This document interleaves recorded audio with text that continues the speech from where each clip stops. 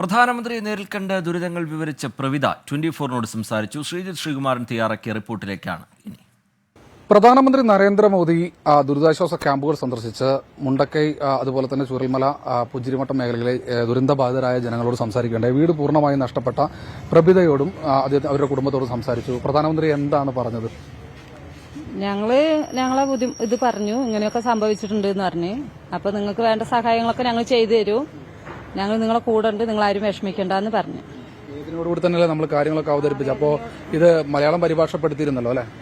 നമ്മളെ വേദനയോടെ തന്നെ പറഞ്ഞേ. അപ്പൊ നമ്മൾ പറഞ്ഞു കൊടുക്കുന്നത് അവര് ഹിന്ദിയിൽ തർജ്ജമ ചെയ്ത് കൊടുക്കുന്നുണ്ടായിരുന്നു. വീട് പൂർണ്ണമായിട്ട് എങ്ങനെയാ നഷ്ടപ്പെട്ടു? വീട് ഞങ്ങള് രാത്രി നല്ല മഴയായത് കാരണം ഉറങ്ങിയിട്ടുണ്ടായിരുന്നില്ല.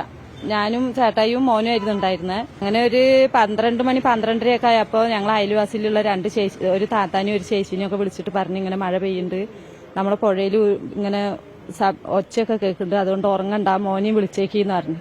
താത്താനെ വിളിച്ച് താത്തായും മോളും ഞാനൊക്കെ കൂടെ ടോയ്ലറ്റിലേക്കൊക്കെ പോയി വന്ന് താത്താന്റെ ഒരു അകത്തേറി വാതിലടച്ചു. ഞങ്ങൾ വാതിലടച്ചില്ല. അപ്പത്തേക്കും വലിയ സൗണ്ട് കേട്ടപ്പോ മോൻ പറഞ്ഞ് ഇറങ്ങി ഓടിക്കോന്ന്. അങ്ങനെ ഞങ്ങൾ 3 പേര് ഇറങ്ങി ഓടി. എന്നെ വെള്ളം അടിച്ചു കൊണ്ടുപോയി. അപ്പൊ ഞാന് ചേട്ടായി എന്നൊരു വിളി വിളിച്ചു.